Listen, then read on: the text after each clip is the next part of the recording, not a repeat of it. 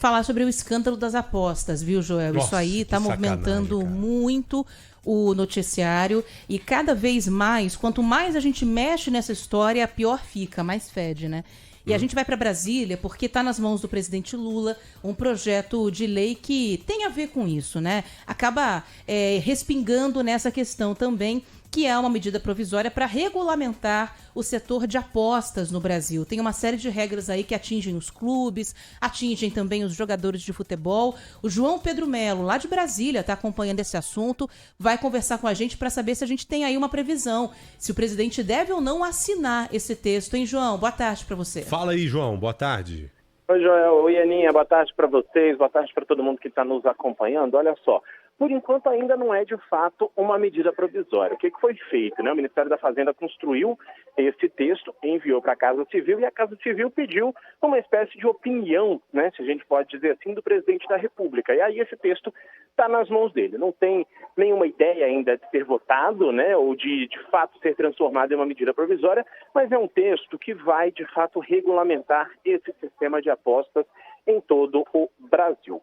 A elaboração, como eu falei, foi feita pelo Ministério da Fazenda e a ideia do governo é arrecadar algo em torno de 15 bilhões de reais. Esse texto prevê que o Ministério da Fazenda deve ser o responsável exatamente por fiscalizar essa atividade no país e que esse fluxo de dinheiro que circula com as apostas em todo o país deve ser feito principalmente em contas de empresas ou de entidades financeiras cadastradas pelo Banco Central. Além disso, esse texto prevê mudanças nas alíquotas de arrecadação e o percentual destinado aos sites cai de 95% para 84%. Desses 84%, ainda há 10% para a Seguridade Social e 1% para o Ministério do Esporte. Clubes e entidades vão ficar aí com 1,6%. O Ministério da Fazenda também encaminhou aí para o presidente da República o texto de um decreto.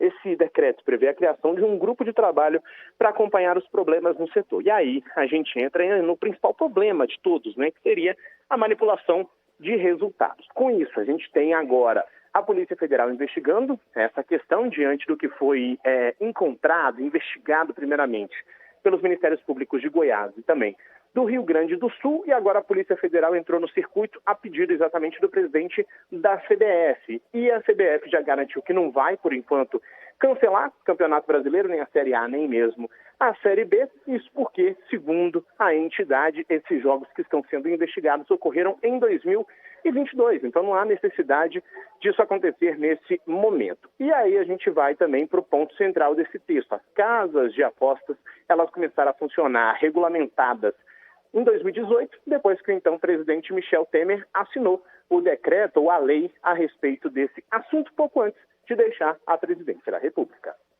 Bom, cara, é estarrecedor isso. Pois Eu acabei lendo alguns áudios que foram transcritos lá. Pelo amor de Deus, é quadrilha mesmo. E deve ser gente aí, pelo que eu entendi, pelo linguajar dos caras, de crime organizado mesmo. Que aonde tem possibilidade de ganhar dinheiro, tem a participação desses sujeitos. Tem um jogador, aquele jogador do Santos, que ele prometeu que faria uma coisa... O Bauerman. Ele prometeu que faria uma coisa, não fez, e está devendo quase R$1 milhão para essa quadrilha.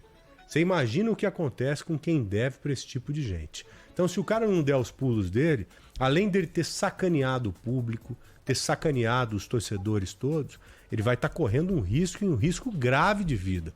Pode ter certeza disso. Na Europa aconteceu isso no passado.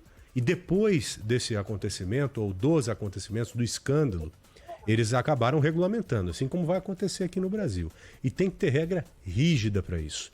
Porque não tem nada pior do que você ir de coração aberto para determinada situação e você encontrar uma situação completamente diferente e criminosa. Porque quem senta na frente de uma televisão para assistir um jogo, ou para ouvir um jogo, ou vai para o estádio, vai ali de boa fé, pô. Você quer ver momentos legais, momentos bacanas, e você tá crente ali que o esporte ele vai cumprir com o objetivo dele, que é o quê? De provocar sensações legais, aquela sensação de disputa, aquele jogo ganho para você tirar uma onda no torcedor do outro time que é seu amigo. Aí, de repente, tudo isso cai por terra. Tudo isso fica prejudicado. Chega a ponto de acontecer, sabe o quê, ô João? Ô Aninha, sabe o quê? Hoje nós tratamos desse mesmo assunto lá na TV, lá no Bora Brasil. Estávamos eu, a Lívia Nepomuceno, a Gabi, que você conhece aí de Brasília, dando a notícia que a Polícia Federal agora está também na investigação, a pedido ou a mando do governo, e o Felipe Quirin trazendo as novidades da Europa em relação a isso que eu acabei de colocar para vocês. Aí teve o jogo do Cruzeiro ontem. Vocês acompanharam? Cruzeiro e me lembre aí que eu me esqueci com quem o Cruzeiro jogou. Sei que perdeu lá. Fluminense, Cruzeiro e Fluminense. Aí o jogador do Cruzeiro perdeu 2 pênaltis. O cara bateu o primeiro pênalti, errou. Aí ele brigou pra pegar a bola pra bater de novo. Aí o cinegrafista depois no intervalo falou: "Ah, Joel, isso aí não sei não, viu, cara? Isso aí não sei não." Já começa a levantar suspeitas de tudo, né? Desconfia de tudo, até onde não tem possibilidade. Né? Ah, por que o cara foi atrás da bola ali pra bater o pênalti de novo? Será que tinha que fazer o gol?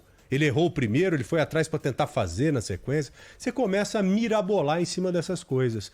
E são conjecturas reais, justas, de acordo com o que a gente está vendo agora na investigação, né, Ana? Exatamente. Por isso, inclusive, que o João citou o caso da CBF, né?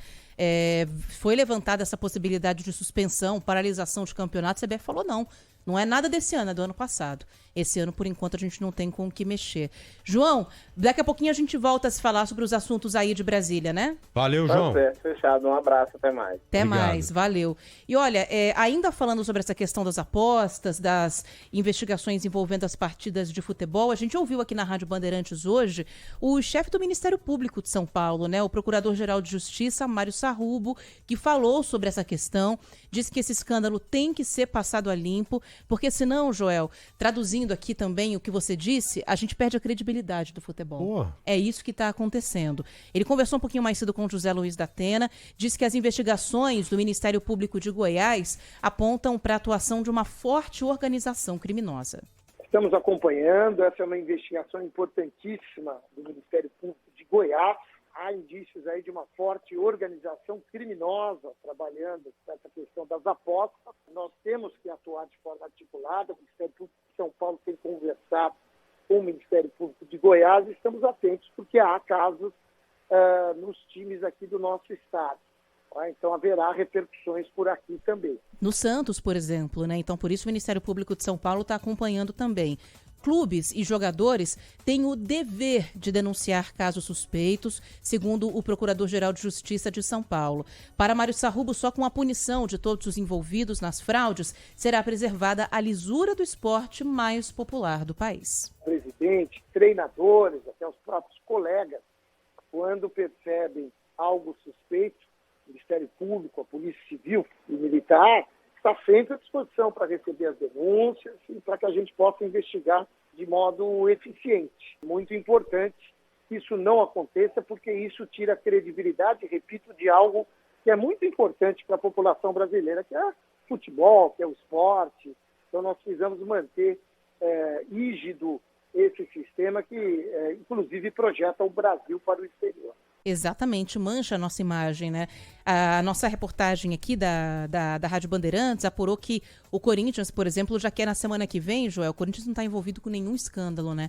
Mas quer reunir os jogadores, a área jurídica quer passar orientações do que pode, o que não pode, para evitar que haja qualquer tipo de escândalo envolvendo o clube também. Os clubes começam a se mexer, né? Tem jogador que ganha R$200 mil que está envolvido nisso aí e que a gente vai descobrir logo mais.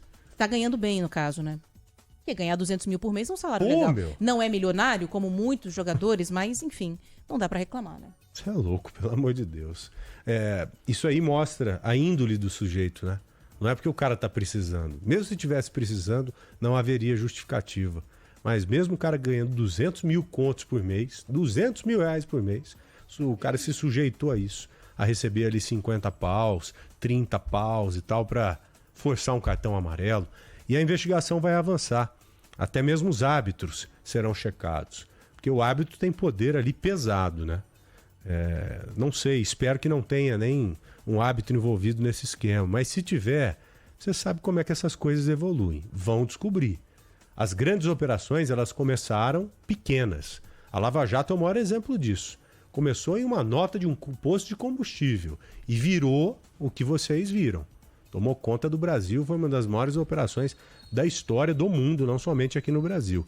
Então essa operação aí, ela está só no início. Nós teremos mais fases nos próximos dias, pode ter certeza.